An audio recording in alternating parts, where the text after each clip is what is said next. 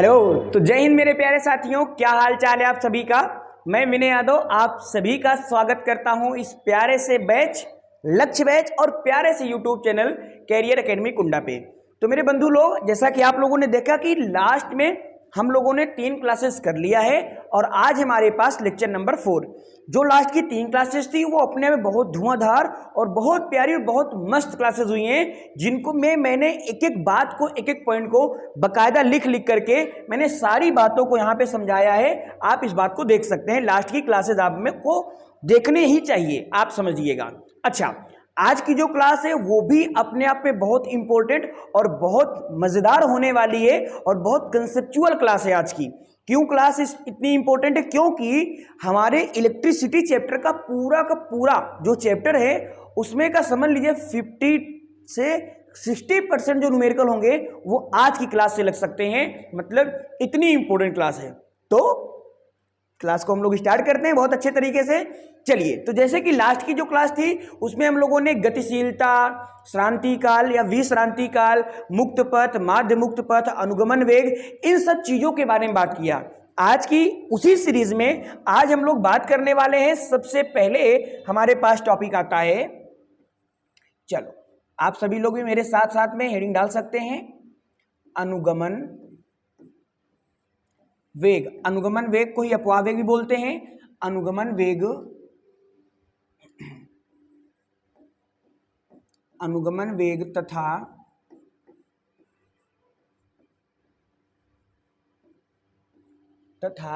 वैद्युत धारा में संबंध। वैद्युत धारा में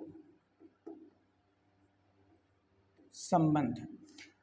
अगर मैं इसकी इंग्लिश लिखने पर आए हम लोग तो क्या होगी इंग्लिश? देखो, इंग्लिश भी बहुत जरूरी है आप लोगों को, ठीक है। हाँ, याद रखिएगा इस बात को।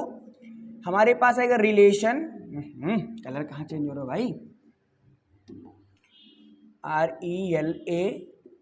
RELATION, रिलेशन बिटवीन कहाँ drift velocity and electric current. Drift velocity and electric current. तो आज की जो क्लास है हमारे पास वो होने वाली relation between drift velocity and electric current के ऊपर। यहां पे हमारे पास एक फॉर्मूला आएगा, मतलब अनुगमन वेग और वैद्युत धारा के बीच में संबंध का, वो बहुत इंपॉर्टेंट है। चलिए तो स्टार्ट करते हैं। सबसे पहली बात हमारे पास यहां पे एक तार हम लोग बनाएंगे, ठीक है। चलिए, तो यहां पे हमारे पास एक तार हो जाता है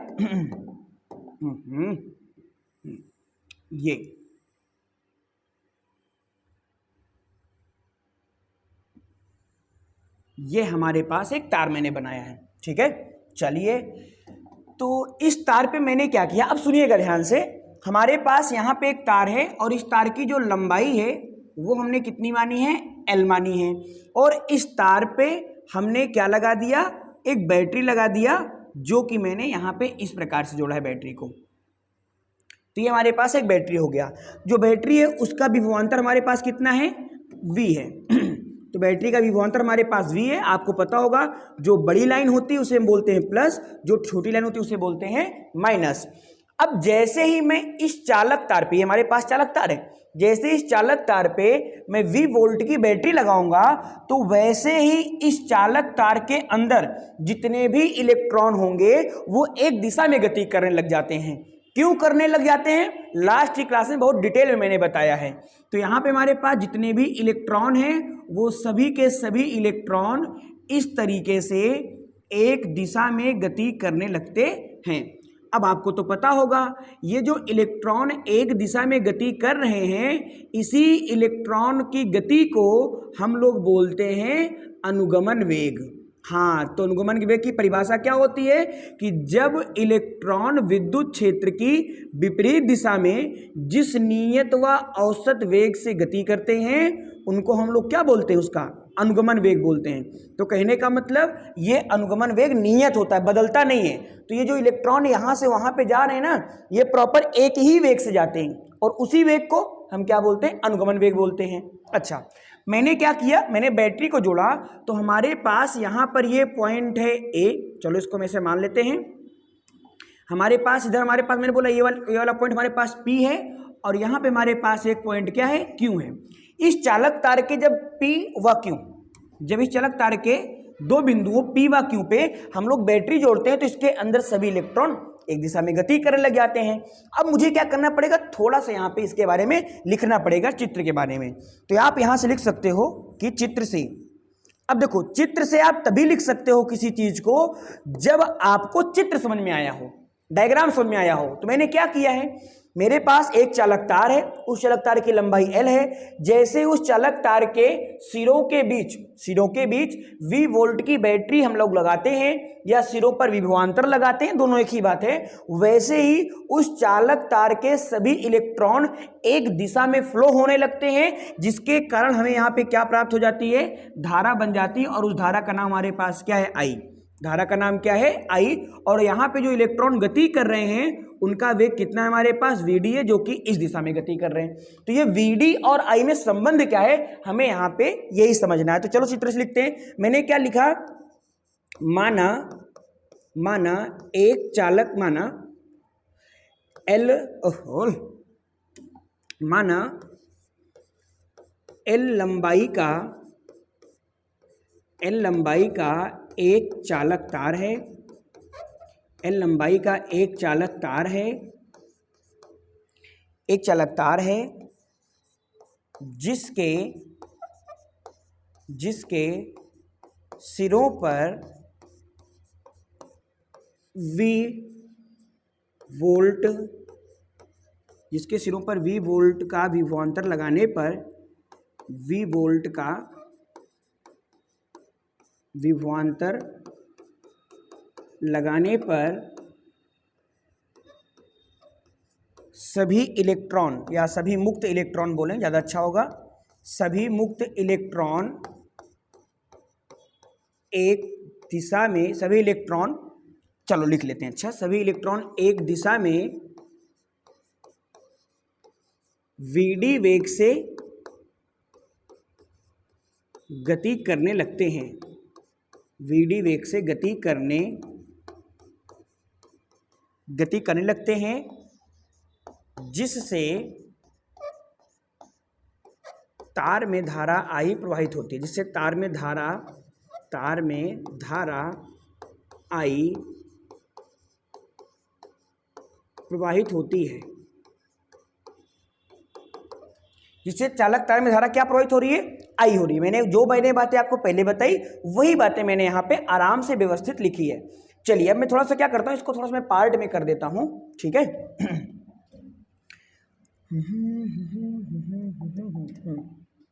किस कलर से करूँ, इस कलर से कर देते हैं।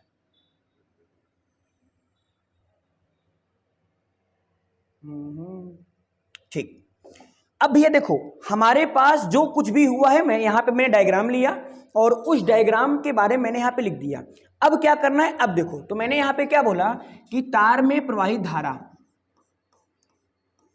तार में प्रवाहित धारा, तो तार में प्रवाहित धारा I को लिखते हैं, तार में धारा आई जा रही है, तो I बराबर हमारे पास सूत्र क्या होता है, Q अपॉन का T। आप लोग जानते होंगे I बराबर हमारे पास क्या होता है, Q अपॉन का T होता है। और Q बराबर क्या होता है, जरा याद करो, तो Q बराबर हमारे पास होता है NE। लेकिन ये हम इलेक्ट्रिक पढ़ रहे हैं, करंट इलेक्ट्रिसिटी पढ़ रहे हैं, और यहाँ पे जो N होता है वो स्मॉल n नहीं होता, यहाँ पे हम उसे लोग कैपिटल N मान के चलते हैं, और कैपिटल ही मानना है। क्यों, क्योंकि यहाँ पे स्मॉल n होता है, लेकिन स्मॉल n अलग चीज होती है और कैपिटल N अलग चीज होती है। तो जैसे वहां पे स्मॉल n क्या होता था, मुक्त इलेक्ट्रॉनों की संख्या, तो यहाँ पे कैपिटल N मुक्त इलेक्ट्रॉनों की संख्या है, ठीक बात है। तो हम लोग यहाँ पे क्या कर सकते हैं, जहाँ पे Q लिखा है वहां पे ये लिख सकते हैं, तो हमारे पास हो गया I बराबर NE अपॉन का T हो गया। अब देखिए, अब मैं यहाँ पे कुछ कलाकारी करने चल रहा हूँ। कलाकारी का मतलब मुझे n का मान चाहिए कि कितने इलेक्ट्रॉन है। तो सुनिएगा मेरी बात को, तो जैसे कि मैंने बोला यहाँ पे n बराबर, तो हम लोग इसको कैसे मान निकालेंगे, सुनो, इसका मान निकालेंगे एकांक आयतन में एकांक आयतन में मुक्त इलेक्ट्रॉनों की संख्या, एकांक आयतन में मुक्त इलेक्ट्रॉनों की संख्या, ठीक है। और उसके बाद यहां पे क्या लिखेंगे, तार का आयतन, तार का आयतन। अब देखो जो यहाँ पे कैपिटल एन है, यहाँ पे जो एकांक आयतन में मुक्त इलेक्ट्रॉनों की संख्या होती भैया, उसको हम लोग लिखते हैं स्मॉल एन से। और इसीलिए मैं आपको बोल रहा था कि यहाँ पे स्मॉल एन नहीं, यहाँ पे कैपिटल एन आएगा। तो कैपिटल एन क्या है, मुक्त इलेक्ट्रॉनों की संख्या। और मैं जब इसमें इसके आयतन से गुणा कर दूंगा तो हमारे पास हमको ये मान मिलकर आ जाएगा। अब सुनिएगा ध्यान से मेरी बात को। जैसे कि मान लो मैंने कहा कि आपके पास एक झोला है और उस झोले में 2 रुपए हैं, और मतलब 2 रुपए के सिक्के पड़े हैं और एक सिक्का 2 रुपए का है। अगर उस झोले में 10 सिक्के हैं तो टोटल कितना रुपया हुआ? तो आप बोलोगे 10 दूनी 20, 10 दूनी 20। यहां पे क्या बोल रहा है, एक तार है, उस तार में मुक्त इलेक्ट्रॉन पड़े हुए हैं, और अगर एक एकांक आयतन में, वही जो मैंने उसमें 2 रुपए का एक सिक्का माना था, तो यहां पे कह रहा है एकांक आयतन में अगर इलेक्ट्रॉनों की संख्या n है तो पूरे इलेक्ट्रॉन कितने होंगे? तो मैंने उसके आयतन से गुणा कर दिया। क्यों? क्योंकि जितना भी इलेक्ट्रॉन होगा उस तार के आयतन में ही तो भरा होगा। तो इसलिए मैंने ए से, अच्छा मैंने आयतन लिखा है और यहां मैंने ए लिख दिया, तो इसको हम लोग लिखेंगे वी, ठीक है। तो यहां हमारे पास हो जाएगा इस capital N equal to small N into V. हम लोग जानते हैं कि जो हमारे पास आयतन होता है उसका सूत्र क्या होता है, L into B into H, मतलब लंबाई गुणे चौड़ाई गुणे ऊंचाई। तो चौड़ाई और ऊंचाई को हम लोग एरिया लिख सकते हैं, तो इसको हम लिख सकते हैं L इंटू का ए। तो जहां पे हमारे पास आयतन लिखा है वहां पे इसको आप रख सकते हो। तो कैपिटल N बराबर स्मॉल n इंटू, इसके जगह पे A और इंटू क्या रख सकते हैं, L रख सकते हैं। ये तो हमारे पास कैपिटल N का मान आ गया। इसी प्रकार हम लोग T का मान निकालेंगे। हम लोगों ने पढ़ा है, क्या पढ़ा है, हमने पढ़ा है कि स्पीड इज इक्वल टू क्या होता है, डिस्टेंस अपॉन टाइम। हाँ, तो speed is equal to distance upon का टाइम होता है, मतलब चाल बराबर दूरी बटे समय होता है। अगर मैं यहाँ पे जो उसकी चाल है, तो इलेक्ट्रॉन की चाल क्या है हमारे पास, वीडी। नहीं सर, आपने तो यहाँ पे लिखा है कि वीडी वेग है और आप यहाँ पे चाल बोल रहे हो, जबकि वेग और चाल अलग अलग होता है। तो याद रखिएगा, वेग एक सदिश राशि है और चाल एक अदिश राशि है। तो जो वेग होता है वो चाल हो सकता है, लेकिन चाल वेग नहीं हो सकता है। तो इसलिए हम लोग इसको बोल सकते हैं उसकी स्पीड क्या है हमारे पास, वीडी है। और कह रहा है डिस्टेंस कितना कवर करेगा, तो भैया जी यहां से अगर इलेक्ट्रॉन चल रहा है और इलेक्ट्रॉन यहां तक आया है, तो यहां से यहां तक समय, यहां से यहां तक हमारे पास कितनी दूरी है, L। तो इसका मतलब डिस्टेंस हमारे पास L हो जाएगा। और इसमें जो इलेक्ट्रॉन गति कर रहा है, जो बह रहा है, मैंने माना उसको समय कितना लग रहा है हमारे पास, T लग रहा है। अगर मैं यहां से T का मान, क्योंकि मुझे T का मान चाहिए, अगर मैं T का मान निकालूंगा तो T बराबर हमारे पास ये क्या हो जाएगा, L अपॉन का VD हो जाएगा। तो ये हमारे पास एक फॉर्मूला बनेगा। अब मैं क्या कर रहा हूं जरा समझिएगा। अब मेरा काम हो चुका, मैंने यहाँ पे कैपिटल N का मान भी निकाल लिया और मैंने यहाँ पे T मतलब कि टाइम का मान भी निकाल लिया, चाल बराबर दूरी बटे समय से। अब मैं क्या करूँगा, इन मानों को उठा करके यहाँ पे पुट कर दूंगा, सिंपल सा। तो देखो I बराबर हमारे पास क्या बनेगा, कैपिटल N। कैपिटल N क्या है, याद रखिएगा, कैपिटल N है मुक्त इलेक्ट्रॉनों की संख्या और स्मॉल n क्या है, एकांक आयतन में मुक्त इलेक्ट्रॉनों की संख्या।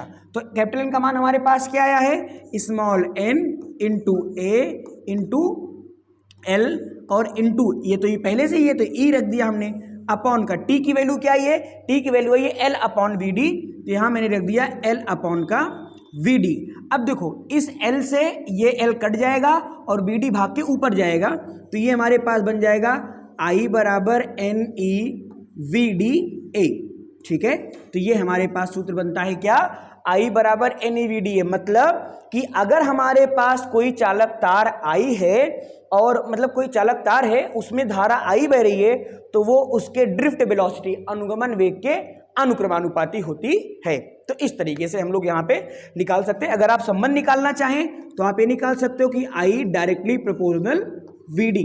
बहुत इंपॉर्टेंट नहीं है, बस ऐसे समझने के लिए। तो हमने क्या देखा कि जो अनुगमन वेग मतलब जितनी तेजी से इलेक्ट्रॉन गति करेंगे उतनी ज्यादा हमको धारा प्राप्त होगी। और यहाँ पे देखो एक चीज और है, यहाँ पे क्या है कि I डायरेक्टली प्रोपोर्शनल NV तो है, तो इसका मतलब क्या है कि एकांक आयतन में जिसमें मुक्त इलेक्ट्रॉनों की संख्या ज्यादा होगी। स्मॉल एन क्या है? स्मॉल एन है एकांक आयतन में मुक्त इलेक्ट्रॉनों की संख्या। कैपिटल एन क्या है? मुक्त इलेक्ट्रॉनों की संख्या। तो ये कह रहा है कि I प्रोपोर्शनल n, मतलब जितने ज्यादा मुक्त इलेक्ट्रॉन एकांक आयतन में उतनी ज्यादा धारा होगी।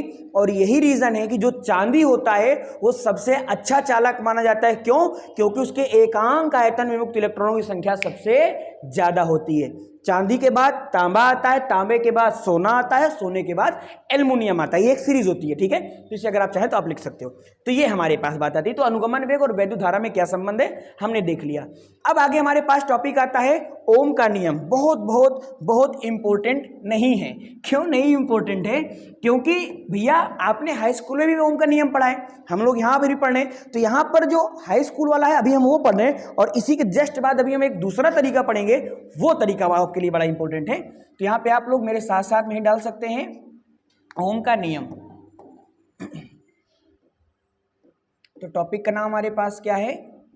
ओम का नियम।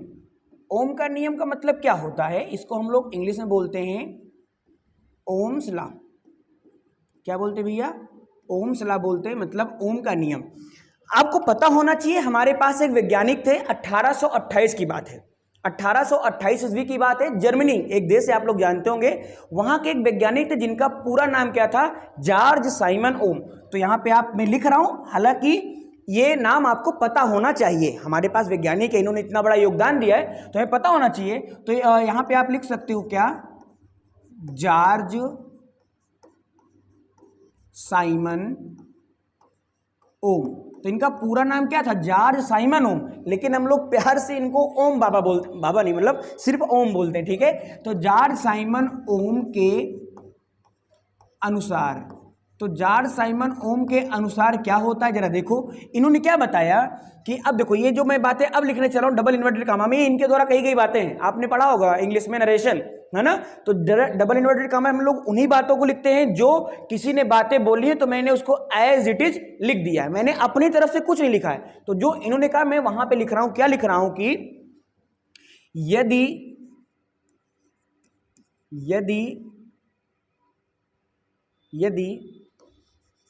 किसी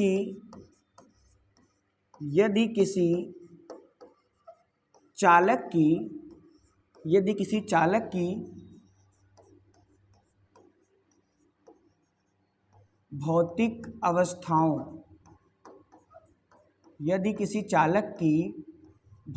अवस्थाओं, जैसे ठीक है, भौतिक अवस्थाओं को मैं ब्रैकेट में लिख रहा हूं, मतलब कि जैसे लंबाई, ताप, दाब, क्षेत्रफल इत्यादि। जैसे कि भौतिक अवस्थाएं, जैसे लंबाई, ताप, दाब, क्षेत्रफल इत्यादि में परिवर्तन ना किया जाए, तो अगर इनमें परिवर्तन होगा तो ओम का नियम नहीं लगेगा, अगर परिवर्तन नहीं होगा तभी ओम का नियम लगेगा। ना परिवर्तन ना किया जाए तो चालक तार में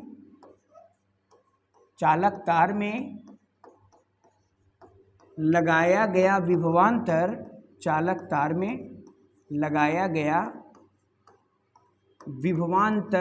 V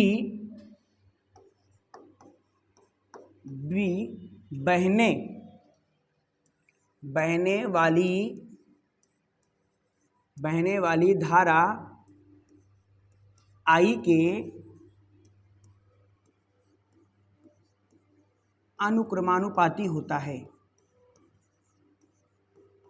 बहने वाली धारा I के अनुक्रमानुपाती होता है। क्या बताया इन्होंने कि यदि हमारे पास कोई चालक तार है, किसने बताया? जॉर्ज साइमन ओम ने, कि अगर हमारे पास कोई चालक तार है तो उस चालक तार की भौतिक अवस्था, ये याद रखिएगा, आप कई लोग क्या करते हैं, डायरेक्ट बोलते हैं कि किसी चालक तार के विभवांतर अगर V है और उसमें बहने धारा I है तो वे एक दूसरे के अनुक्रमानुपाती होंगे। गलत है, ये तभी अनुक्रमानुपाती होंगे जब उनकी भौतिक अवस्थाएं क्या हो, सेम हो, बदले ना। इसलिए हमें बोलना पड़ता है। इसलिए हम क्या बोलेंगे कि यदि किसी चालक की भौतिक अवस्थाएं जैसे लंबाई, ताप, दाब, क्षेत्रफल, आयतन, इन सब चीजों को ना बदला जाए, ना परिवर्तित, मतलब इनको सेम रखा जाए, कांस्टेंट रखा जाए, बदला जाए तो उस चालक तार में लगाया गया विभवांतर V और बहने वाली धारा I एक दूसरे क्या होते हैं, अनुक्रमानुपाती होते हैं। कहने का मतलब कि यहां पे अगर मैं रिलेशन निकालूंगा तो ये हमारे पास आएगा V प्रोपोर्शनल I। इस नियम के हिसाब से क्या आएगा, V प्रोपोर्शनल I। हमको पता है जब प्रोपोर्शनल को हम लोग हटाएंगे तो यहाँ पे आएगा बराबर और कोई ना कोई आएगा नियतांक, तो नियतांक के रूप में हम लोग यहाँ पे R लिखते हैं और R बराबर क्या हो जाएगा हमारे पास I। तो इनका नियम क्या होता है, V बराबर IR या V बराबर RI। ठीक है, अगर मैं यहाँ से R का मान निकालूं तो R बराबर हमारे पास क्या हो जाएगा, V अपॉन का I। R बराबर क्या हो जाएगा हमारे पास, V अपॉन का I हो जाएगा। कहने का मतलब अगर मेरे पास कोई चालक तार है, उसका विभवांतर V है, उसमें बहने वाली धारा I है, अगर मैं उनका अनुपात करूंगा तो उसका अनुपात बार बार एक नियतांक आएगा। यहाँ पे R क्या है, नियतांक है, तो वो जो बार बार नियतांक आता है ना, उसी को हम लोग क्या बोलते हैं, यहाँ पे R बोलते हैं। और R यहाँ पे हमारे पास क्या है, प्रतिरोध है। तो आप लोग जानते होंगे जो यहाँ पे हमारे पास कैपिटल R है, ये हमारे पास क्या है, प्रतिरोध है, और इसका मान क्या होगा, नियत होगा, मतलब ये नियतांक होगा। अगर ये नियतांक होगा तभी ओम का नियम लगेगा, अगर R का मान नियतांक नहीं होगा तो ओम का नियम नहीं लगेगा। अभी एक एक बात को हम लोग आराम आराम से सारी चीजों को मेंशन करेंगे। चलो आ जाओ। अब अगर हम यहाँ पे इसके क्या नाम से, अगर मैं इसके मात्रक के बारे में बात करूं, ठीक है, तो मात्रक हम लोग इसका देख लेते हैं। चलो मात्रक के लिए हम लोग प्रतिरोध टॉपिक पढ़ाऊंगा, तब अलग से बात करेंगे। अब यहाँ पे देखो R बराबर V अपॉन I, हमसे कई बार बोलता है कि इसका ग्राफ बनाइए, V और I का ग्राफ बनाइए। अब बहुत इंपॉर्टेंट बात है, ठीक है, तो V और I का हम लोग ग्राफ बनाते हैं। जब हम लोगों ने ग्राफ बनाया V और I का, तो देखो जरा ध्यान से, चलो थोड़ा सा ले लेते हैं इसकी मदद, तीर वीर का। तो ये हमारे पास एक लाइन हो गया और ये हमारे पास दूसरी लाइन हो गई। ठीक बात, ठीक बात। इसको करते हैं सिलेक्ट और इसको मारते हैं कॉपी पेस्ट। हाँ, इसके फ्रेम को थोड़ा सा मोटा कर देते हैं, इसके फ्रेम को भी थोड़ा सा मोटा कर देते हैं। ठीक बात है। चलो, मैंने क्या कहा कि हमारे पास इधर इस ग्राफ में, इधर मान लो हमारे पास क्या दिया है V और हमारे पास इधर क्या दिया है I, लेकिन इस ग्राफ में हमारे पास क्या दिया है इधर, चलो उल्टा मानना है आपकी, तो इधर हमारे पास दिया है V और इधर क्या दिया है, I दिया है। ठीक बात है। तो अगर मैं इनका ग्राफ बनाऊंगा तो ग्राफ हमको कैसा प्राप्त होगा, याद रखिएगा, ग्राफ हमको हमेशा यहाँ पे एक सीधी सरल रेखा प्राप्त होगा। ग्राफ कैसा प्राप्त होगा, एक सीधी व सरल रेखा इस प्रकार से प्राप्त होगा। किसके किसके बीच में, V और I के बीच में अगर ग्राफ बनाऊंगा। अब सुनिएगा, यहाँ पे क्या बता रहा हूँ, सुनना ध्यान से, यहाँ पर कुछ बातें नोट करने वाली। PTR मतलब कि पॉइंट्स टू रिमेंबर। क्या, सबसे पहली बात तो यह है कि जो ओम का नियम है वो केवल धात्विक चालक जैसे तांबा, टंगस्टन, पारा, सिर्फ इन्हीं के लिए लागू होगा और सबके लिए लागू, मतलब ये तीन नहीं, मतलब जितने भी धातुएं हैं सबके लिए लागू होगा। तो हमने क्या बोला कि ओम का नियम, अभी इसको बहुत डिटेल में पढ़ाऊंगा, शांत रहिएगा। हाँ, नहीं तो सोचो कि क्या सर इतना बना के समझा दिए, समझने का, मैं भी डिटेल में हम लोग उसको मेंशन करेंगे। ओम का नियम, ओम का नियम केवल धात्विक चालकों के लिए सिद्ध होता है, या केवल धात्विक चालकों के लिए सत्य है, सत्य होता है या सत्य है। दूसरा पॉइंट, V व I के बीच में कभी भी तुम ग्राफ बनाओगे, चाहे कोई सा भी तार होगा, चाहे कुछ भी ले लोगे आप, अगर v और i के बीच में ग्राफ, जैसे मैंने यहाँ पे v और i के बीच का ग्राफ बनाया, यहाँ पर मैंने v और i के बीच का ग्राफ बनाया, तो जब मैं v और i के बीच में ग्राफ बनाऊंगा तो इस बात को आप हमेशा याद रखिएगा कि ग्राफ हमेशा कैसा होना चाहिए, ग्राफ हमेशा होना चाहिए, मैं कौन से कलर से कर दूं, चलो रेड कर दे, दिख रहा होगा शायद, तो ग्राफ हमेशा हमारा कैसा होना चाहिए, एक समान, मतलब स्ट्रेट लाइन होना चाहिए। तो ये हमारे पास ग्राफ कैसा है, स्ट्रेट लाइन ग्राफ है, ठीक बात है। चलिए अब देखिएगा मेरी बात ध्यान से, तो यहां पे आप इस बात को लिखेंगे कि v व i के मध्य ग्राफ सदैव एक सरल रेखा होता है, सदैव एक सरल रेखा होता है। अगर एक सरल रेखा नहीं होगा, देखो सीधी रेखा है ना, अगर इस तरह नहीं होगा, हाँ ये थोड़ा नीचे हो सकता है, थोड़ा ऊपर हो सकता है, वो एक अलग बात है, लेकिन ये रेखा टेढ़ी मेढ़ी नहीं होनी चाहिए। अगर ये रेखा सीधी है तो ही ओम का नियम लगेगा, नहीं तो ओम का नियम नहीं लगेगा। तो ग्राफ से भी आप इस बात को याद रखिएगा। अब मैं क्या करने वाला हूं, हमारे यहाँ पे ओम का नियम ये तो इंपॉर्टेंट है ही, लेकिन इससे कई गुना ज्यादा इंपॉर्टेंट होता है ओम के ग्राफ को समझ करके ओम के नियम के बारे में कहना। तो चलिए अब आप लोग अगली हेडिंग डाल सकते हो हमारे साथ साथ में कि ओम के नियम के लिए ग्राफ, ओम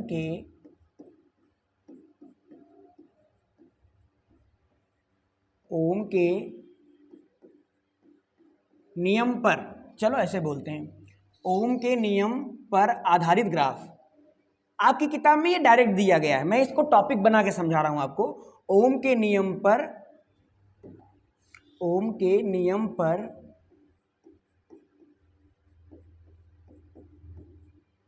आधारित ग्राफ।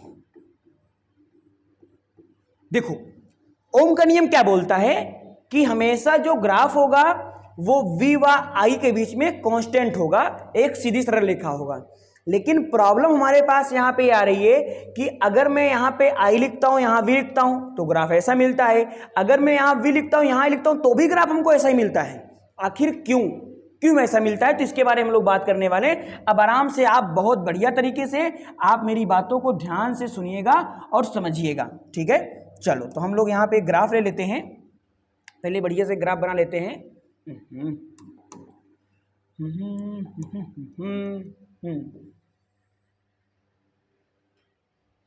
ये हुई एक लाइन और ये हुई हमारे पास दूसरी लाइन, ठीक बात। इसको थोड़ा सा कर देता हूँ, खिला पिला देता हूँ मोटा, और इसको एक कर लेता हूँ इसकी फोटो कॉपी, ठीक है। तो ये हमारे पास इसकी एक फोटो कॉपी आ गई।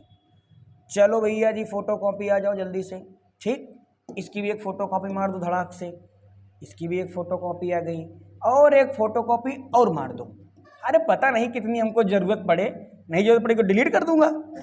चलो तो मैंने क्या बोला, अगर मैं देखो हमेशा हमारे पास जो ग्राफ होता है, ग्राफ में हम लोग दो चीजें निकालते हैं, एक निकालते हैं ग्राफ का क्षेत्रफल और एक निकालते हैं ग्राफ की स्लोप। सुनिएगा ध्यान से, तो हम लोग यहाँ पे क्या निकालते हैं, देखो अगर मैंने बोला हमारे पास ये क्या है i और ये हमारे पास क्या है v, सुनिएगा ध्यान से, और मैं कह रहा हूं कि अगर मुझे ये पता करना है कि इस ग्राफ से हमें क्या मिलेगा, ये ग्राफ हमें कौन सा मान देगा, तो हमेशा रखना ग्राफ हमेशा हमें कौन सा मान देगा, यहाँ पे ये हमें देगा प्रतिरोध। सर कैसे पता प्रतिरोध देगा, सुनिएगा ध्यान से, एक एग्जांपल लेता हूं मैं, आगे आपको समझाता हूं। देखो जैसे मान लो मेरे पास यहाँ पे ग्राफ है और मैंने क्या कहा कि इस ग्राफ में, चलो मैंने बोला इधर हमारे पास क्या है डिस्टेंस है और इधर हमारे पास क्या है टाइम है, तो मैं ये बोलूंगा आपसे कि ये ग्राफ हमें क्या देगा, ये ग्राफ हमें क्या देगा। तो याद रखिएगा हमेशा ग्राफ में हम लोग दो चीजें निकालते हैं, एक क्या निकालते हैं ग्राफ का एरिया और एक क्या निकालते हैं ग्राफ की स्लोप। तो एरिया का मतलब ग्राफ का क्षेत्रफल और स्लोप का मतलब क्या होता है, ढाल होता है। याद रखिएगा स्लोप को निकालने के लिए हमेशा जो हमारे पास वाई एक्सिस होता है, इसको आप अपने हिसाब से लिख सकते हो अपनी कॉपी में, आपको यहाँ पे समझा दे रहा हूं अगर आप लिखना चाहें तो। जो वाई एक्सिस होता है उसको हम लोग एक्स एक्सिस से भाग दे देते हैं। जब वाई को आप एक्स से भाग देते हो तो उसकी स्लोप होती है। तो अगर वाई को एक्स से भाग देने पर कुछ मिलता है तो हम ये बोलते हैं कि इस ग्राफ की स्लोप हमको ये देगा, ठीक बात है। तो इसे हमारे पास यहाँ पे ग्राफ है, तो इस ग्राफ का डिस्टेंस देखो, ये वाई अक्ष होता है, ये एक्स अक्ष होता है। तो अगर मैं इस ग्राफ का क्या करूं, डिस्टेंस मतलब कि वाई अक्ष और बटे में क्या करूं, एक्स अक्ष, तो एक्स अक्ष हमारे पास क्या है, टाइम है। तो यहाँ पे डिस्टेंस अपॉन टाइम, तो डिस्टेंस अपॉन टाइम मतलब ये ग्राफ की क्या है, स्लोप है। इसका मतलब जो ग्राफ होगा, जो ग्राफ की स्लोप होगी वो हमको क्या देगी, वो हमको देगी स्पीड। देखो, तो अगर मेरे पास मान लो कोई ग्राफ बना है इस प्रकार से, ऐसा कोई ग्राफ बना है और मैंने कहा कि हमारे पास इधर डिस्टेंस है और इधर हमारे पास क्या है, टाइम है। तो मुझसे कोई बोले यहाँ पे चाल निकालने के लिए आप क्या करोगे, तो डिस्टेंस और टाइम ग्राफ का मैं स्लोप निकाल दूंगा। स्लोप निकालने के लिए क्या करूंगा, वाई अक्ष को एक्स अक्ष से भाग दे दूंगा तो स्लोप निकल आएगा। लेकिन अगर एरिया निकालना होता है तो वाई अक्ष को एक्स अक्ष से भाग नहीं, गुणा किया जाता है। तो अब चलो अच्छा, इसका मैं एरिया निकालूं। अगर मैं इस स्लोप का एरिया निकालूंगा, सॉरी इस ग्राफ का एरिया निकालूंगा, तो देखो एरिया बराबर मैंने क्या बोला, वाई अक्ष गुणे एक्स अक्ष कर दो। अब देखो वाई अक्ष पे कौन है हमारे पास, डिस्टेंस है, तो एक्स अक्ष पे कौन है हमारे पास, टाइम है। तो दूरी गुणे समय कुछ नहीं होता है, दूरी गुणे समय कुछ नहीं होता है। इसका मतलब इस ग्राफ का एरिया हमें कुछ नहीं देगा। लेकिन अगर इस ग्राफ की मैं स्लोप निकाल लूं, तो चलो देखो स्लोप निकालें तो स्लोप क्या होता है, वाई एक्सिस मतलब कि डिस्टेंस, और ये क्या है बटे में एक्स एक्सिस मतलब कि टाइम। और हाँ यार, स्लोप क्या आ रहा है, डिस्टेंस अपॉन टाइम, और डिस्टेंस अपॉन टाइम तो स्पीड का फॉर्मूला होता है। इसका मतलब इस ग्राफ की जो स्लोप होगी, जो ढाल होगी, वो हमें क्या देगी, स्पीड देगी। अब याद रखिएगा एक बात यहाँ पे और मैं आपके लिए मेंशन करता हूं कि जो हमारे पास स्लोप होता है, जो हमारे पास स्लोप होता है, इसको हम लोग लिखते हैं टेन थीटा से। किस लिखते हैं, टेन थीटा से। और स्लोप को लिखने का तरीका भी क्या होता है, एम। तो अगर यहाँ पे आप देखें तो मैं ये बोल सकता हूँ, मैं यहाँ पे ये बोल सकता हूँ कि जो स्लोप है उसको मैं टेन थीटा बोल सकता हूँ, जो स्लोप है उसको मैं एम बोल सकता हूँ। मतलब जिसका थीटा का मान ज़्यादा उसकी स्लोप ज़्यादा, तो उसका एम का मान भी ज़्यादा हो जाएगा। बस इतनी बात अभी आपको मान के चलनी है, ठीक है। तो यहाँ पे आ जाओ, यहाँ पर मैंने क्या बोला, मैंने बोला कि यहाँ पे हमारे पास एक ग्राफ है, तो इस ग्राफ के हमेशा हम लोग क्या निकालेंगे, स्लोप निकालेंगे। तो स्लोप हमारे पास क्या आएगी, यहाँ पे देखो स्लोप हमारे पास यहाँ पे एस एल ओ पी, ठीक है जो भी हुआ, एस एल ओ पी होता है शायद, ठीक है। तो S L O P slope होता है हमारे पास। सो स्लोप यहाँ पे क्या आएगी हमारे पास, आई अपॉन का वी। तो यहाँ पे जब आई अपॉन का वी आएगी तो यार वी अपॉन आई आर होता है, तो इसका मतलब ये पलट जाएगा। तो इसका मतलब ये 1 अपॉन आर हमारे पास क्या आएगा, 1 अपॉन का वी आएगा। इतनी बात समझ में आई होगी।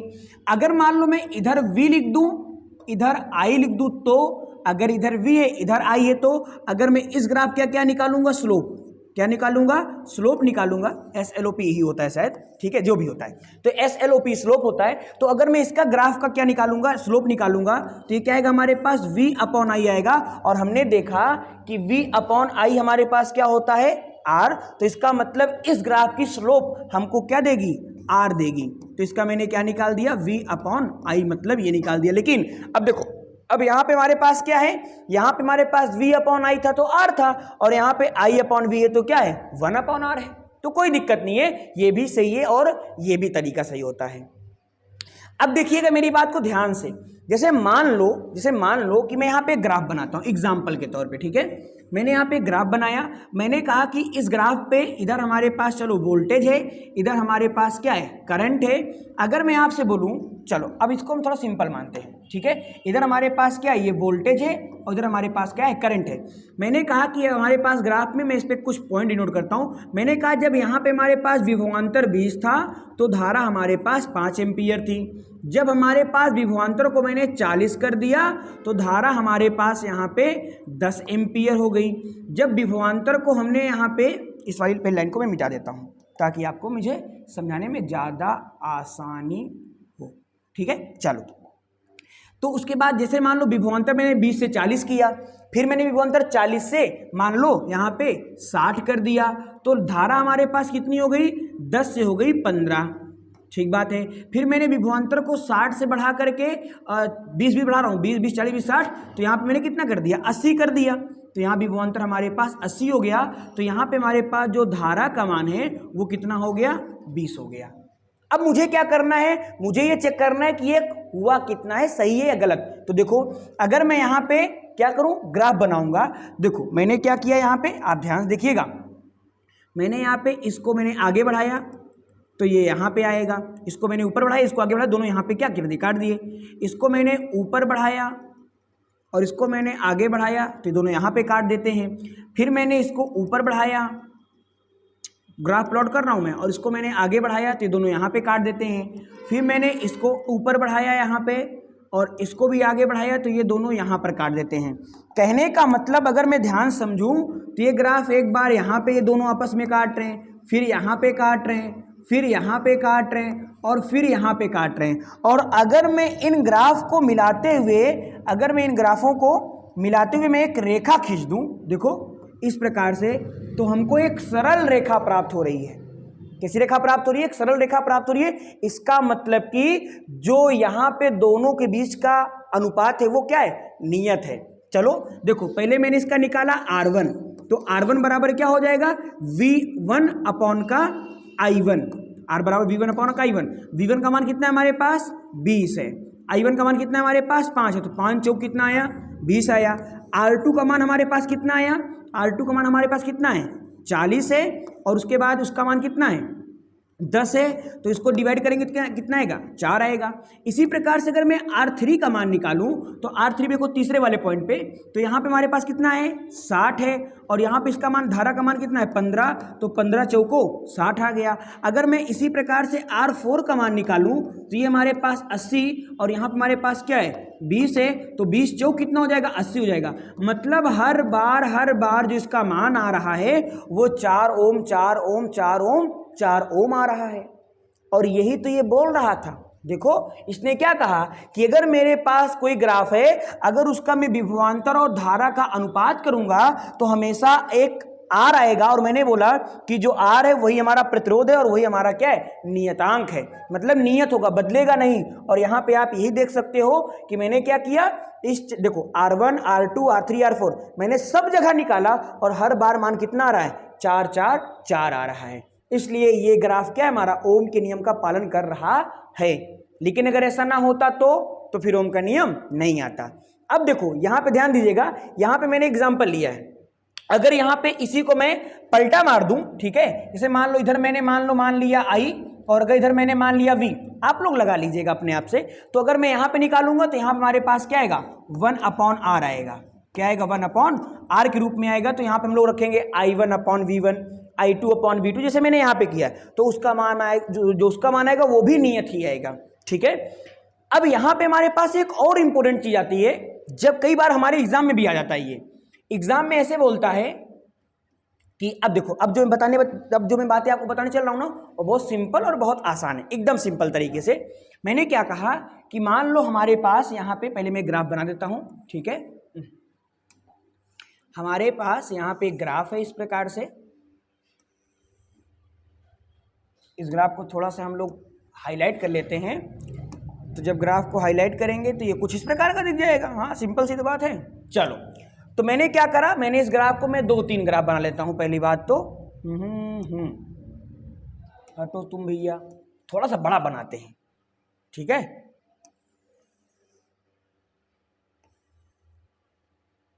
ठीक, ये अब मैंने इसको क्लोन कर लिया यहां पे।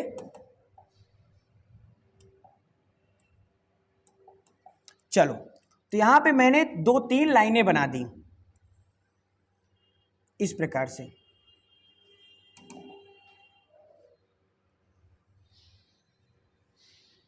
एक लाइन ये हो गई हमारे पास, एक लाइन ये हो गई हमारे पास, और एक लाइन ये हो गई हमारे पास। ठीक बात, चलो ठीक बात है।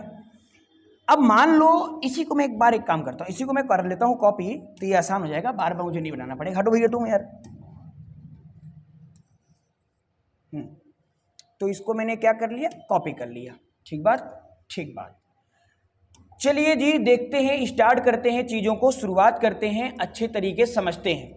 ये आपके एग्जाम में कई बार आ चुका है। ग्राफ देगा और बोलेगा इसका प्रतिरोध बताओ। अब सुनना ध्यान से, यहाँ पे हमारे पास क्या दिया है, यहाँ पे हमारे पास दिया है V, और इधर हमारे पास दिया है I। यहाँ पे हमारे पास इधर दिया है I और इधर क्या दिया है हमारे पास V दिया है। मुझे बोल रहा है कि हमारे पास 3 तार हैं, कह रहा है ये हमारे पास RA तार का प्रतिरोध है, ये हमारे पास RB तार का मतलब B वाले तार का प्रतिरोध है, और ये हमारे पास C तार का प्रतिरोध है। यहाँ पर ही मैंने ऐसे बोल दिया, चलो मैंने बोला हमारे पास ये R, जैसे मैंने वहाँ बोला वैसे मैं यहाँ बोल रहा हूँ, RC का प्रतिरोध है, अगर ये हमारे पास RB का प्रतिरोध है, और अगर मेरे पास ये RA प्रतिरोध है, तो जरा हमें बताइए कि इसमें से किस प्रतिरोध का मान ज्यादा होगा और किस प्रतिरोध का मान कम होगा। तो याद रखना, अभी मैं आपको क्या बता के आ रहा हूं, स्लोप निकालेंगे। क्या निकालेंगे? स्लोप निकालेंगे। स्लोप निकालने के कई तरीके होते हैं। y अक्ष को x अक्ष से भाग दे दो, एक तरीका ये होता है। एक तरीका होता है उसका tan थीटा निकाल लो, तो हम यहाँ पे उसका tan थीटा निकालेंगे। tan थीटा क्या होता है, मतलब कोण देखेंगे कि हमारे पास जो ये RA RB RC है ये कितना कोण बना रहा है। लेकिन इस कोण को हमेशा आप याद रखिएगा, कोण हमेशा हम लोग कहां से बनाएंगे, धारा से खींचेंगे, जिस अक्ष में धारा होगा। अगर उल्टा किए तो गड़बड़ हो जाएगा। अब देखो ध्यान से, जैसे कि मैंने यहाँ पे देखा कि जैसे धारा हमारे पास यहाँ पे x अक्ष में, तो मैंने यहाँ पे एक कोण बनाया, मैंने बोला इसका नाम क्या है, हमारे पास θ1 है। मैंने दूसरे के लिए कोण बनाया, इसका मान क्या है, θ2 है।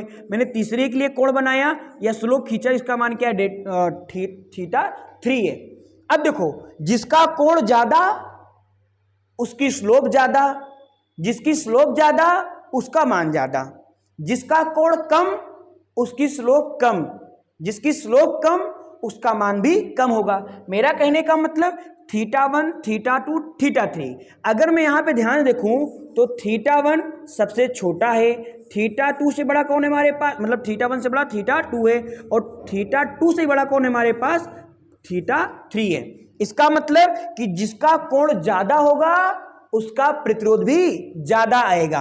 इसका मतलब कि हमारे पास, अगर मुझे लिखना चाहिए, अगर मैं यहाँ पे लिखूं, देखो ध्यान से, तो θ3 पे हमारे पास कौन सा प्रतिरोध है, RC, तो यहाँ पे हमारे पास RC आएगा। और अगर θ2 पे देखा तो कौन सा प्रतिरोध है, RB, तो यहाँ पे हमारे पास RB आएगा।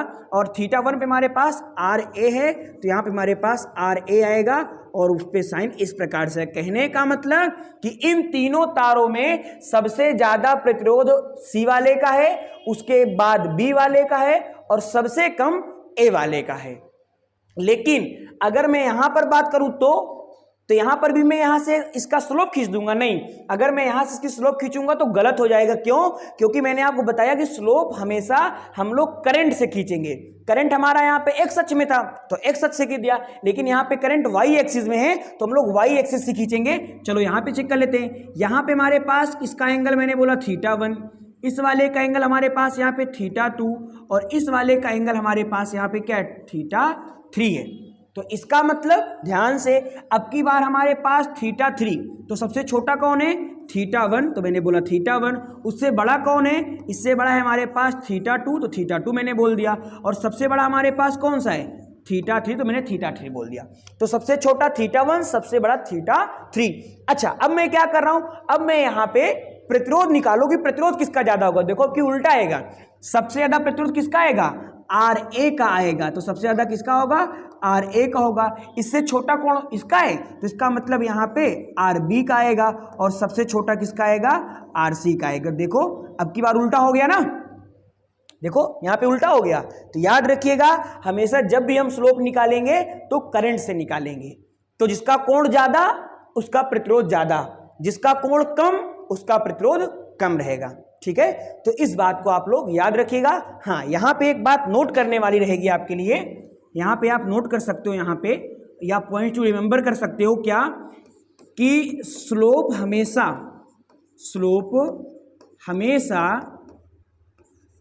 I के साथ बनाएंगे। स्लोप हमेशा खींचेंगे या बनाएंगे, I के साथ बनाएंगे तो थीटा का मान ज्यादा होने पर,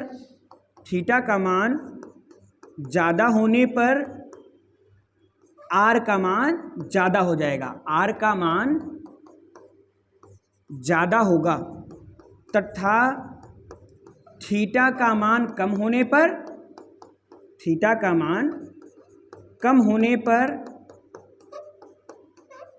आर का मान क्या हो जाएगा भैया जी, आर का मान कम हो जाएगा। ठीक है, तो इस बात को याद रखिए। देखो यहाँ पे जहाँ जहाँ थीटा का मान कम है वहाँ वहाँ आर का मान कम है, जहाँ पे थीटा का मान ज़्यादा है वहाँ पे आर का मान भी क्या है, ज़्यादा है। आ जाइए, इसको आप लोगों के लिए मैंने लिखा है, ठीक है, तो इसे आप लोग अपना राइट डाउन कर लीजिएगा। चलो इसको मैं डिलीट कर देता हूँ यहाँ से, कोई मतलब नहीं इसका, मैंने बस समझाया था। अब यहाँ पे हमारे पास क्या आता है, अगला टॉपिक आता है, बहुत इंपॉर्टेंट है, अनुगमन वेग के आधार पे ओम के नियम की व्याख्या करनी हमको। तो यहाँ पे आप टॉपिक डाल सकते हो हमारे साथ साथ में। टॉपिक का नाम हमारे पास क्या है, अनुगमन वेग के आधार पे, अनुगमन वेग के आधार पर ओम का नियम या ओम के नियम का निगमन, ये आपके लिए इंपॉर्टेंट है। ओम का नियम क्या होता है, वो कम इंपॉर्टेंट है। ओम का नियम क्या होता है, कम इंपॉर्टेंट है, लेकिन ओम के नियम पे ग्राफ ज्यादा इंपॉर्टेंट है। तो याद रखिएगा, ये वेरी वेरी इंपॉर्टेंट है ये, ठीक है। लेकिन ओम का नियम कम इंपॉर्टेंट, लेकिन ओम के नियम ग्राफ इंपॉर्टेंट है। उसी प्रकार से हमारे पास यहां पे आएगा अनुगमन वेग के आधार पे ओम के नियम की व्याख्या। अच्छा एक काम करते हैं, यहां पर मैंने अगर आपको इतना पढ़ा दिया है तो यहीं पर मैं एक टॉपिक छोटा सा है और पढ़ा देता हूं आपको, जिसका नाम हमारे पास क्या आता है। चलो पहले इसी को हम लोग पढ़ लेते हैं। ओम के नियम के आधार पे, ओम के नियम के आधार पर, बहुत छोटा टॉपिक है, मस्त टॉपिक है, आधार पर परिपथ के प्रकार, परिपथ के प्रकार। तो ओम के नियम के आधार पर परिपथ के प्रकार के हम लोग बारे में बात करेंगे। तो ओम के नियम के आधार पर परिपथ दो प्रकार के होते हैं। एकदम सिंपल सा है, एकदम सिंपल, एकदम आसान है, एक ही बार में आपको याद हो जाए, इतना सिंपल है। तो हमारे पास कितने प्रकार के होंगे, दो प्रकार के। तो हमारे पास एक होता है पहला प्रकार और एक होता है दूसरा प्रकार। ये होते हैं, नहीं भाई ये नहीं होते, इनके नाम होते हैं। तो इनके नाम के बारे में अगर हम बात करें तो इनका नाम हमारे पास क्या है, देखो जरा ध्यान से। सबसे पहला हमारे पास होता है ओमीय प्रतिरोध, अरे ओमीय क्या लिख रहा हूं भाई मैं, ओमीय परिपथ। एक का नाम होता है हमारे पास ओमीय परिपथ और एक का नाम हमारे पास होता है अनओमीय परिपथ। एक होता है हमारे पास ओमीय परिपथ और एक होता है हमारे पास अनओमीय परिपथ। ऐसा लग रहा है ना यार कि ओम का मतलब ओमीय परिपथ जो ओम माने, अनओमीय जो ओम को ना माने। हाँ बिल्कुल, तो वे परिपथ जो ओम के नियम की पालना करते हैं। चलो अगर मैं यहां से इसका डिटेल वर्जन लिखूं, ठीक है, तो ये मैं क्या बताऊं, हाँ, तो अगर मैं इसका डिटेल वर्जन लिखूं यहां से पहले पॉइंट से, तो जिसको मैंने लिखा हेडिंग के रूप में ओमीय परिपथ, जिसको हम लोग इंग्लिश में बोलते हैं ओमिक सर्किट, ओमिक सर्किट बोलते हैं। देखो अभी जस्ट हम लोग ओम का नियम पढ़ के आ रहे हैं, तो आपको पता है कि ओम का नियम क्या ही होता है। तो इसलिए इसकी परिभाषा आएगी कि वे परिपथ जो ओम के नियम को, वे परिपथ जो ओम के नियम को या ओम के नियम का पालन करते हैं, ओम के नियम का पालन करते हैं, उन्हें ओमीय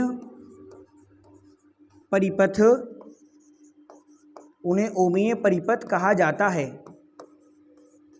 उन्हें ओमीय परिपथ कहा जाता है। सुनिएगा, अगर हमारे पास कहीं पर भी ओम का नियम लगेगा और ओम के नियम का पालन भी हो जाएगा तो वो ओमीय परिपथ है। अगर ओम के नियम का पालन नहीं हो रहा है तो वो अनओमीय परिपथ है। तो जितने भी हमारे पास परिपथ होंगे, अगर मैं वहां पे विभवांतर और धारा के बीच में ग्राफ खींचूंगा तो याद रखिएगा धारा और विभवांतर के बीच का ग्राफ हमेशा एक समान ही आना चाहिए। अगर धारा विभवांतर के बीच का ग्राफ एक समान नहीं आएगा तो वो ओम का नियम नहीं होगा, तो ओम का नियम नहीं होगा। तो अगर ओम का नियम में एक समान ग्राफ आ रहा है तो इसका मतलब वो ओम का नियम है। इस बात को आपको अच्छे से याद रखना है, ठीक है। तो इसको हम लोग बोलेंगे ओमीय परिपथ। अच्छा, इसका अगर मैं एग्जाम्पल दूं तो इसका एग्जाम्पल आप लोग बहुत प्यार से लिख सकते हो। जैसे कि हमारे पास मान लो तांबा कॉपर हो गया, तो ये ओम के नियम का पालन करता है। जैसे हमारे पास टंगस्टन हो गया, ठीक है, तो ये भी हमारे पास टंगस्टन को डब्लू से, हमारे पास मान लो वो हो गया Hg मतलब कि पारा। तो ये सब क्या करते हैं, ओम के नियम की पालना करते हैं, ठीक है। अब अगर मैं बात करूं यहां पे तो देखिएगा ध्यान से, दूसरा पार्ट के बारे में बात करेंगे।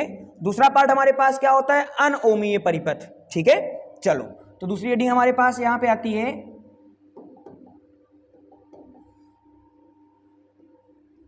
अनओमीय परिपथ। अनओमीय परिपथ, इसकी इंग्लिश होती है नॉन ओमिक सर्किट। जो मैंने पहले लिखा है उसी का जस्ट अपोजिट, यहां मैं लिखा कि वे परिपथ जो ओम के नियम का पालन करते हैं ओमीय परिपथ कहलाते हैं, यहां पर उसका अपोजिट। तो अपोजिट क्या हो जाएगा कि वे परिपथ जो ओम के नियम का पालन नहीं करते, जो ओम के नियम का पालन नहीं करते,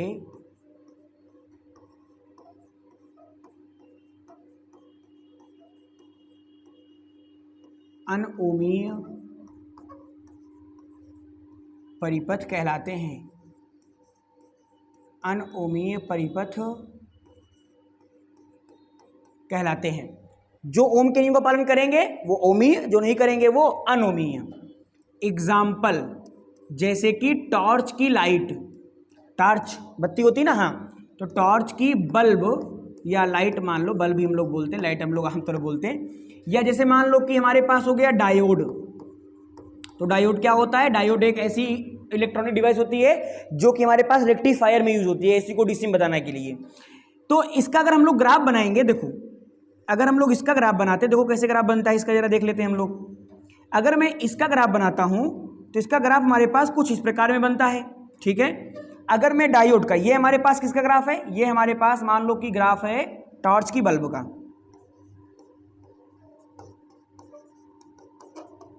टॉर्च के बल्ब का।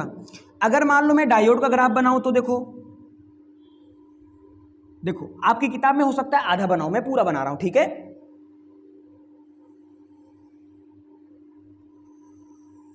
ये ऐसा टाइप का ग्राफ है। तो यहां पे ये जो ग्राफ है, ये ग्राफ कैसा, एक समान नहीं है भाई। तो जब एक समान ग्राफ नहीं होगा तो इसका मतलब वहां पे ओम का नियम नहीं पालना होगी, और जब एक समान ग्राफ होगा तो वहां पे ओम की पालना होगी। तो यहां पे क्या होता है, अगर मेरे पास यहां पे ये क्या है, V है, इधर हमारे पास क्या है, I है, यहां पे हमारे पास V है, इधर हमारे पास क्या है, I है। तो सुनिएगा ध्यान से, अगर मैं यहां पे V और I के बीच में ग्राफ बनाता हूं तो एक समान ग्राफ नहीं प्राप्त होता है। यहां पर V और I के बीच में एक समान ग्राफ प्राप्त होता है, इसलिए इस वाले सर्किट को हम लोग बोलते हैं ओमीय परिपथ, ओमीय सर्किट, और इस वाले को बोलते हैं अनओमीय परिपथ, अनओमीय सर्किट बोलते हैं, अनओमिक सर्किट बोलते हैं। इतनी बात समझ में आई। अब देखो यहां पे एक बात और नोट करके आप लोग लिखेंगे आगे, ठीक है। यहां पे हम लोग लिखते हैं, चलो भाई यहां पे एक नया पेज है तो यहां पे हम लोग प्लस करके लिख देते हैं। नोट पॉइंट में हम लोग क्या लिख रहे हैं, नोट पॉइंट में हम लोग ये लिख रहे हैं कि पहला पॉइंट, ओमीय परिपथ में, ओमीय परिपथ में आर मतलब प्रतिरोध, आर का मान नियत होता है, आर का मान नियत होता है। सेकेंड पार्ट इसी का जस्ट उल्टा, अनओमीय परिपथ में, अनओमीय परिपथ में आर का मान नियत नहीं होता, आर का मान नियत नहीं होता। एक बात सबसे बड़ी बात और है जिसको हम लोग बोल सकते हैं पीटीआर। क्या है पॉइंट्स रिमेंबर में कि जो हमारे पास ओमीय प्रतिपथ में प्रतिरोध होता है तो उसको तो हम लोग सिर्फ प्रतिरोधी बोलते हैं, लेकिन जो अनओमीय परिपथ में प्रतिरोध आता है उसे हम लोग क्या बोलते हैं, गत्यात्मक प्रतिरोध बोलते हैं। याद रखिएगा, अनओमीय परिपथ में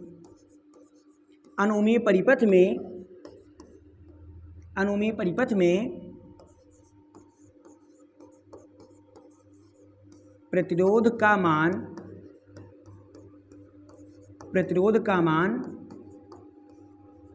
बदलता रहता है, प्रतिरोध का मान बदलता रहता है, जिसे गत्यात्मक प्रतिरोध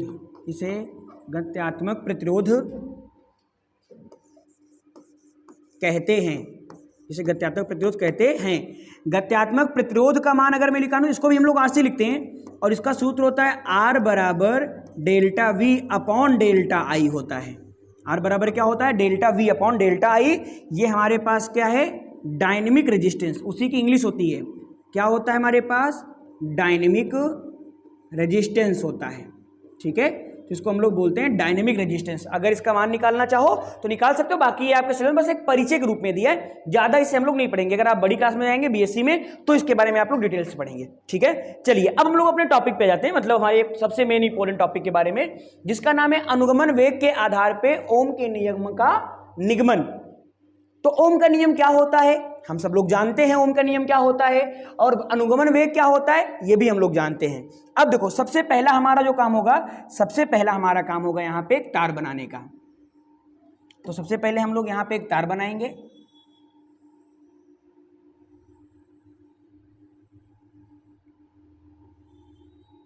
ठीक है, चलो एक सुंदर सा तार बनाना है मेरे को।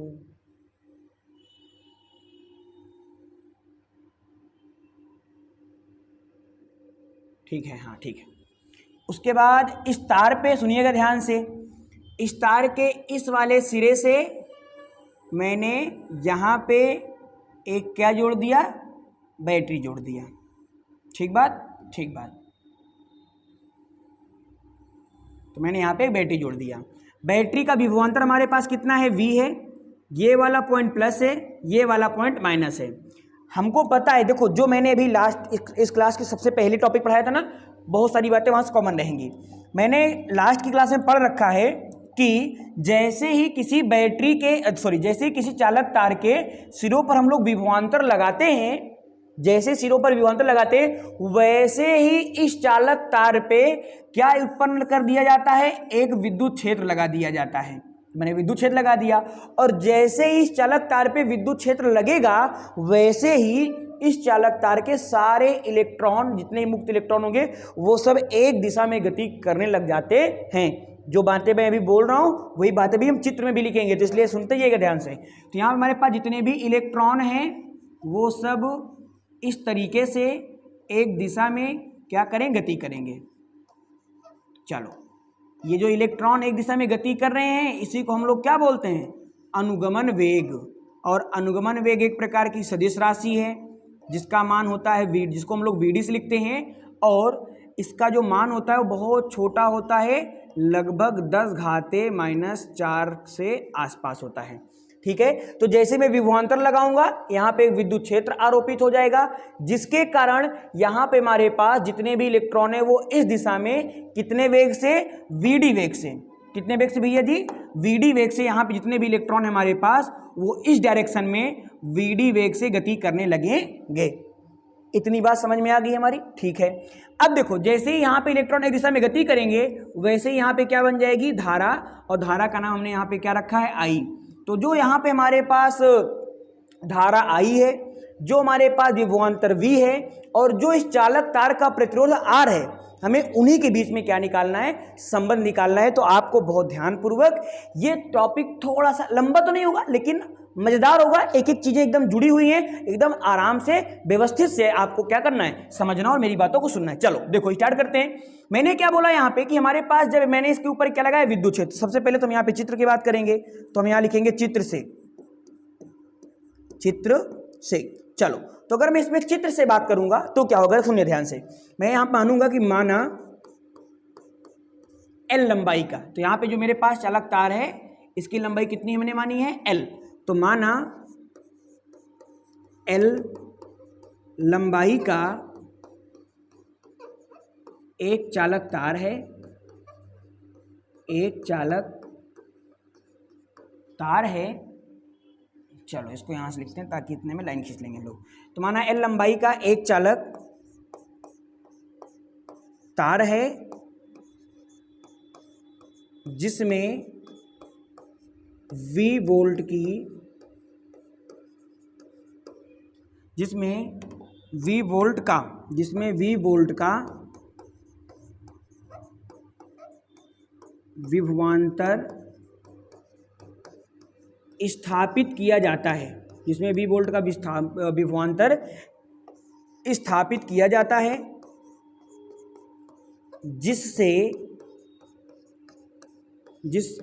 जिससे चालक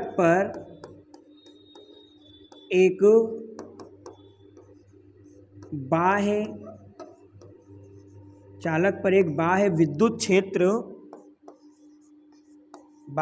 क्षेत्र E आरोपित हो जाता है,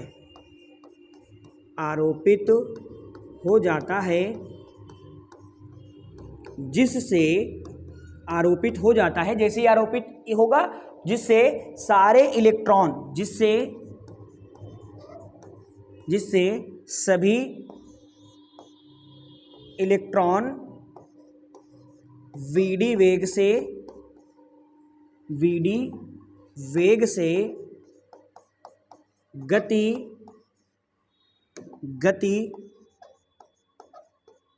करते हैं तथा धारा I प्राप्त होती है, जिससे धारा I क्या होती है जी, प्राप्त होती है। तो हमने यहाँ पे क्या देखा कि जैसे ही हमने चालक तार में, जैसे ही यहाँ पर हमने चालक तार में क्या लगा दिया, विभवांतर। तो जैसे ही मैंने यहाँ पे चालक तार में विभवांतर लगाया, यहाँ विद्युत क्षेत्र लगा, सारे इलेक्ट्रॉन एक दिशा में गति किए, धारा प्राप्त हो गई। इतनी सिंपल सी बात है। अब सुनिएगा मेरी बातों को ध्यानपूर्वक, एकदम आसान तरीके से। मैंने यहाँ पे क्या लगाया था, विद्युत क्षेत्र, मैंने क्या लगाया, विभवांतर। तो आप यहाँ पे लिखेंगे, अब देखो यहाँ पे आप क्या लिखेंगे कि विभवांतर लगाने पर विद्युत क्षेत्र चालक पर V के कारण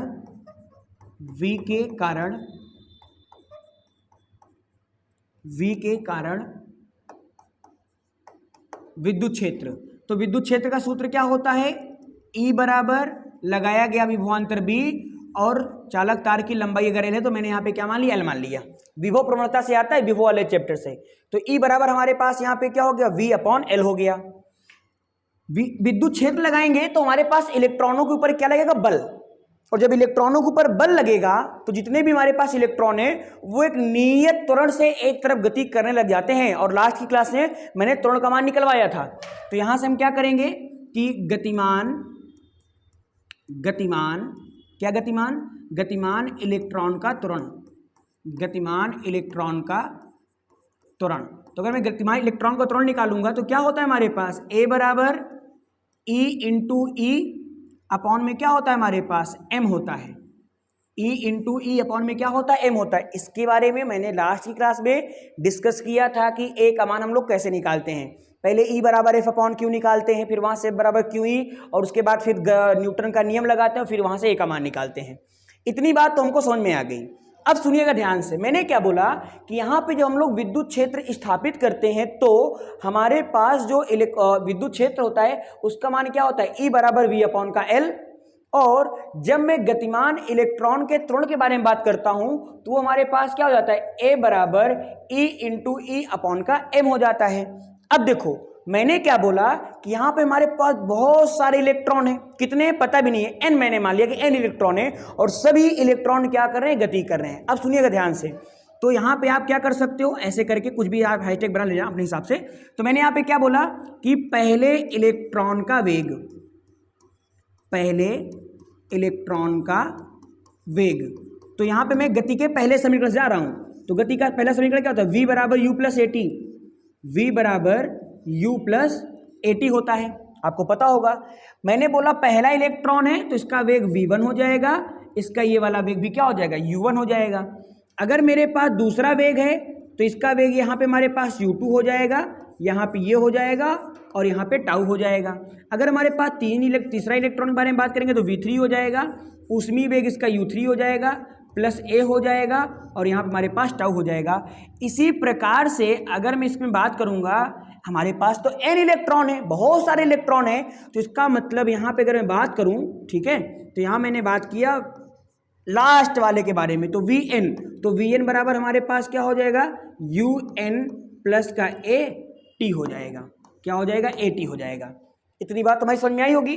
मैंने क्या बोला, मैंने कहा पहले इलेक्ट्रॉन का वेग, तो V1 बराबर, तो गति का पहला समीकरण से, तो V1 बराबर U1 प्लस ए टाउ।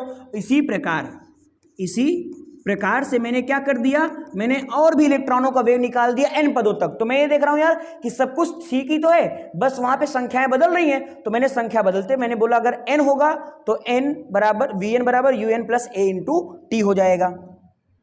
अब मैं यहाँ पे क्या बोल रहा हूं कि जो यहाँ पे हमारे पास ये V आया है, इसका हम लोग क्या निकालेंगे, औसत।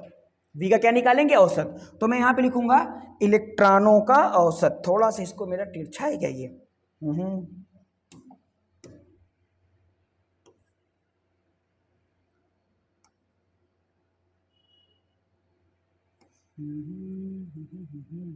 ठीक है। चलिए, तो अब मैं यहाँ पे क्या निकालूंगा, इसका औसत निकालूंगा। तो मैं यहाँ निकालूंगा इलेक्ट्रॉनों का औसत वेग, इलेक्ट्रॉन का औसत वेग। और आप तो जानते हो जो इलेक्ट्रॉनों का औसत वेग होता है वो क्या होता है, अनुगमन वेग होता है। तो इसका मतलब मैं इसको क्या लिख सकता हूं, इसको मैं लिख सकता हूं Vd, और अनुगमन वेग बराबर क्या हो जाएगा, V1 प्लस का V2, क्योंकि औसत कैसे निकालते हैं, जितनी संख्याएं होती हैं उनको जोड़ दो और जितनी संख्याएं हैं उनको उनकी संख्या से भाग दे दो, मतलब पदों का योग बटे पदों की संख्या। तो पदों का योग तो V1 plus V2 plus V3 plus dot dot dot plus कहाँ तक, Vn तक, और अपॉन में कितने हैं, तो n है, तो हमारे पास ये यहाँ पे निकल के आएगा। अब मैं क्या करूँगा, यहाँ पे V1 V2 V3 सबके मान रखूँगा, ये सबके मान हमने निकाल रखे हैं। तो यहाँ पे लिखूँगा Vd बराबर, V1 का मान हमारे पास क्या है, U1 प्लस का ए टाउ, इसका मान कितना है हमारे पास, U2, तो हमारे पास कितना है, U2 प्लस का ए टाउ, ठीक है, ये हमारे पास एक हो गया, ये हमारे पास दूसरा हो गया, प्लस इसी प्रकार से अगर मैं निकालूंगा तो मैं UN तक जाऊंगा, तो ये हो जाएगा UN प्लस का ए टाउ, और उनकी संख्या कितनी है, n है। मैंने V1 का मान रखा U1 प्लस ए टाउ, V2 का मान रखा U2 प्लस ए टाउ, मैंने V3 का मान रखा, लेकिन इसी प्रकार से हम रख सकते हैं। मैंने क्या किया यहाँ पे, Vd बराबर, अब देखो मैं क्या कर रहा हूं, मैं U वाले को एक पक्ष में कर लेता हूं और ए टाउ को एक पक्ष में कर लेता हूं। तो मैंने यहाँ पे किया U1 प्लस का U2 प्लस का U3 प्लस का डॉट डॉट प्लस का UN, और अपॉन में क्या आएगा, n आ जाएगा। अच्छा, फिर मैंने लगा दिया प्लस, और इसी प्रकार से ए टाउ प्लस कितनी बार, डॉट डॉट n पदों तक, और अपॉन में क्या आएगा, n आएगा। भैया जी ये क्या है हमारे पास, U1 U2 U3, ये ऊष्मीय वेग है, और ऊष्मीय वेग का ये क्या है, औसत है। यहां मैंने क्या लिखा है, ए टाउ प्लस ए टाउ प्लस ए टाउ n बार, और बटे में n, प्लस प्लस लगा है, बटे में n है, तो इसका मान हमारे पास क्या हो जाएगा, 0 हो जाएगा। क्यों 0 हो जाएगा, क्योंकि इलेक्ट्रॉन बार बार टकराते रहते हैं, तो जो उनका ऊष्मीय वेग होता है वो क्या होता है, 0 होता है। जो बच्चे कल की क्लास में रहे होंगे उनको मैंने बताया था कि ऊष्मीय वेग का मान क्या होता है हमारे पास, 0 होता है, 0 होता है, और ये 0 होता है। ये देखो ऊष्मीय वेग हमारे पास होता है 10 घाते प्लस का 5 मीटर बटे सेकेंड, लेकिन जो औसत निकालेंगे तो औसत क्या हो जाएगा, 0 हो जाएगा। तो इस हिसाब से मैं यहाँ पे जो हमारे पास आज ऊष्मीय वेग हमको मिल रहा है इसका मान मैं क्या मान सकता हूँ, 0 मान सकता हूँ। तो हमारे पास ये हो जाएगा Vd बराबर 0 प्लस का ये क्या हो जाएगा a tau tau tau tau, ठीक है। तो हो जाएगा हमारे पास a टाउ, देखो मैंने यहाँ पे टाउ रख दिया क्योंकि जो हमारे पास t है उसको मैंने टाउ से रूपांतरित कर दिया। तो हमारे पास हो जाएगा a टाउ प्लस का a टाउ, है ना, प्लस का a टाउ, बहुत बात मतलब बहुत पदों तक जाएगा। और बटे हमारे पास क्या आएगा यहाँ पे ये n पदों तक जाएगा। कहाँ तक जाएगा, n पदों तक। अरे यार यहाँ पे n पदों तक जाएगा और बटे में क्या आएगा हमारे पास n आएगा। तो इसका मतलब ये किसका पद है पता है, a tau a tau a tau n पदों तक। तो इसका जो नेट मान आएगा वो हमारे पास क्या आएगा, a टाउ ही आएगा। कितना आएगा, a टाउ ही आएगा। अब देखो a का मान हमारे पास कितना है, a का मान हमने यहाँ पे निकाला, a का मान हमारे पास कितना है, e इंटू ई अपॉन का कितना है, m है। तो मैंने यहाँ पे बोला Vd बराबर a का मान कितना है, स्मॉल का e इंटू कैपिटल का e अपॉन का m हो गया और इंटू क्या हो गया, टाउ हो गया। तो ये वाला फॉर्मूला तो मैंने लास्ट की क्लास में भी डिस्कस किया था, लेकिन वहां पर मैंने इन बातों को नहीं बताया था और यहाँ पे इन बातों को बताना जरूरी है। ठीक बात है, चलो आगे चलते हैं। आगे हमारे पास यहाँ पे मैं इसको बोल सकता हूँ यहाँ पे समीकरण नंबर 1। आगे जाइए, हम जानते हैं धारा तथा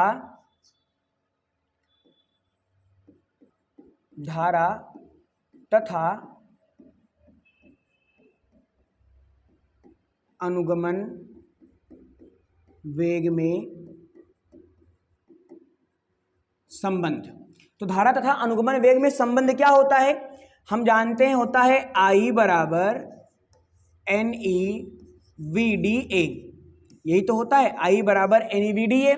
अगर मैं यहाँ से A को इधर भेज दूँ, सॉरी VD का मान निकालूं, तो VD का मान हमारे पास क्या हो जाएगा, I अपॉन में NEA हो जाएगा। तो इसको मैंने बोल दिया यहाँ पे बहुत अच्छे तरीके से समीकरण नंबर 2। तो हमारे पास इक्वेशन नंबर 2 आ गया। मैं क्या कर रहा हूँ यहाँ पे, समीकरण 1 बराबर समीकरण 2। तो समीकरण 1 और 2 को बराबर दिखा देंगे। वहाँ पे हमारे पास क्या आया था, वहाँ पे हमारे पास आया था VD का मान, A का मान, तो यहाँ पे आया था E इंटू ई अपॉन का M ब्रैकेट के बाहर टाउ, और यहाँ पे हमारे पास क्या आया है I अपॉन का N इंटू ई इंटू क्या हो गया, A हो गया। ठीक बात है। अब देखो मैं क्या कर रहा हूं, मैंने यहाँ पे E का मान रखना है मुझको। E का मान भी तो मैंने यहाँ पे निकाला था। अब यहाँ देखो जरा, E का मान क्या है हमारे पास, V अपॉन L है। तो मैंने यहाँ पे V अपॉन L रख देना है। जब यहाँ पे आप VE बराबर आप यहाँ पे V अपॉन L रखेंगे यहाँ पे, तो ये क्या हो जाएगा, E देखो यहाँ पे रखोगे तो हमारे पास हो जाएगा V up into tau upon में क्या हो जाएगा, ये L इसमें गुणा हो जाएगा M में, तो हो जाएगा M इंटू L, और बराबर क्या हो जाएगा I अपॉन का NEA हो जाएगा।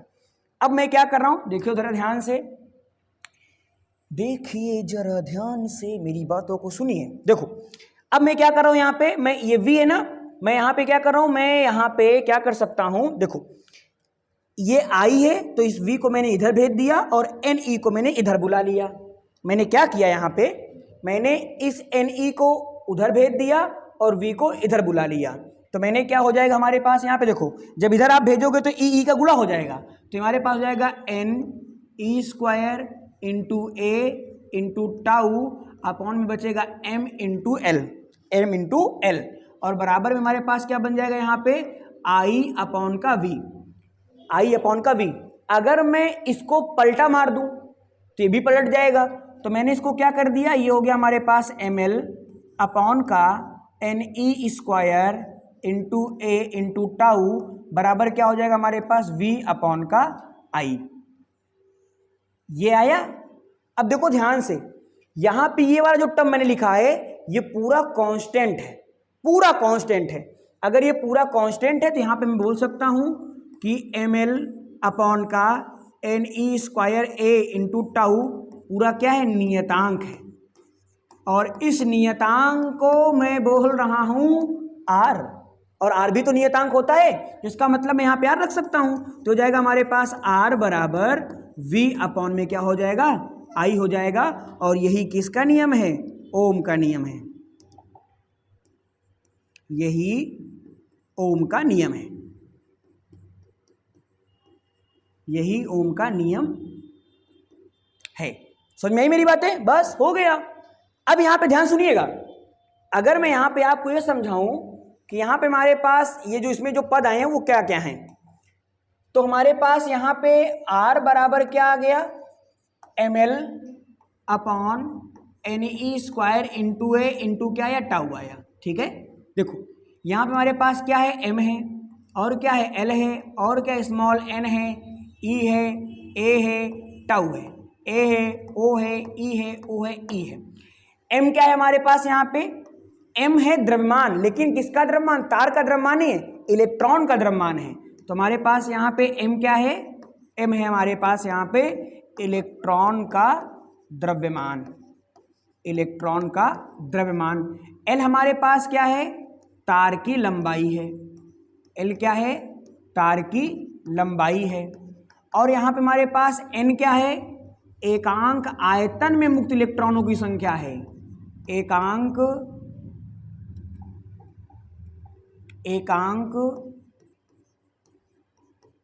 आयतन में मुक्त इलेक्ट्रॉनों की संख्या है। ई क्या है? इलेक्ट्रॉन पर आवेश है। ए क्या है? चालक तार का अनुप्रस्थ काट का क्षेत्रफल। टाउ क्या है? श्रांति काल है। तो टाउ क्या है हमारे पास यहाँ पे? श्रांति काल है। और ये किसी चालक तार में अगर मैं इनको कांस्टेंट रखूंगा, क्यों? क्योंकि ओम ने बताया था कि यदि किसी चालक तार की भौतिक अवस्थाएं, जैसे कि ये सब चीजें, ताप वाप, सारी चीजें क्या रखो? नियत रखोगे, तो उसका जो विभवांतर और जो धारा का अनुपात है वो क्या आएगा? नियतांक आएगा। तो इसलिए मैंने इस पूरे पद को नियतांक मान लिया, और अगर मैं इस पूरे पद को नियतांक मान के मैं किसी एक वर्ड से डिनोट को मैंने आई आर बोल दिया, तो ये बन गया आर बराबर हमारे पास V अपॉन आई बन गया।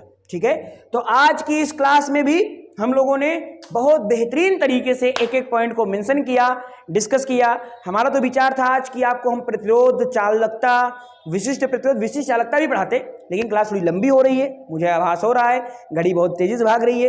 ठीक है, तो हम लोग बात करेंगे अगली क्लास में। क्लास कैसी लगी आपको कमेंट करना है, आपको अपना रिव्यू देना है, ताकि मैं ये समझ सकूं कि मेरे द्वारा पढ़ाई गई चीजें, मेरे द्वारा दिया गया नॉलेज बच्चों तक सही तरीके से पहुंच रहा है कि नहीं पहुंच रहा है। पहली बात। दूसरी बात, अगर आपको ये क्लास अच्छी लगती है तो आपको इसको अपने दोस्तों के साथ, अपने साथियों के साथ भी शेयर करना चाहिए, जिससे कि मेरी ये जो मेहनत है, मेरा जो ये योगदान है, जो मेरा इंटेंस है, वो ज़्यादा से ज़्यादा बच्चों तक पहुंच सकें। ठीक है, चलो तो मिलते हैं आपसे अगली क्लास में। अगली क्लास बहुत धुआंधार होने वाली, बहुत इंपॉर्टेंट होगी। इस चैप्टर पे के ऊपर 2 क्लासेस अभी और आएंगी, चैप्टर समाप्त हो जाएगा, फिर मतलब कि हम लोग सेल के बारे में पढ़ना स्टार्ट करेंगे। ठीक है, तो मतलब लगभग मान के चलो 4 से 5 क्लासेस ओवरऑल, तो 4 से 5 क्लासेस के बीच में ये पूरा चैप्टर क्या हो जाएगा? फिनिश हो जाएगा। फिर हम लोग पढ़ेंगे मैग्नेट। ठीक है, इलेक्ट्रोमैग्नेट। चलो तो बाय बाय, टेक केयर, अपना ध्यान रखिए, पढ़ाई करते रहें। और हाँ, क्लास कैसी लगी है जरूर आप बात मतलब कमेंट करें। ठीक है, और नोट्स के लिए भैया टेलीग्राम ज्वाइन कर लीजिए, सारी चीजें वहीं पर मिलेंगी आपको। ठीक है, बाय बाय।